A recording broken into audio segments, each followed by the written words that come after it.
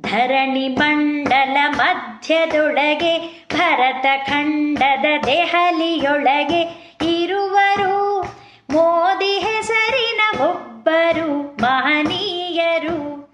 ಇರುವರು ಮೋದಿ ಹೆಸರಿನ ಒಬ್ಬರು ಮಹನೀಯರು. ಗುಜರಾತು ಒಂದು ರಾಜ್ಯ, ಅಲ್ಲಿ ಇತ್ತು ಬಹಳ ವ್ಯಾಜ್ಯ. ಗುಡಿಸಿ ತೆಗೆದರು ಎಲ್ಲ ತ್ಯಾಜ್ಯ, ಆಗಿ ಮೋದಿ ಅಗ್ರಜ. ಅಲ್ಲಿ ಮಾಡಿದ ಪ್ರಗತಿ ಕಂಡು ರಾಜಧಾನಿಗೆ ಕರೆದು ತಂದು ದೇಶವನ್ನು ನಡೆಸು ಎಂದು ಅವರ ಕೈಗೆ ಕೊಟ್ಟರು. ಅಮಿತಾಬ್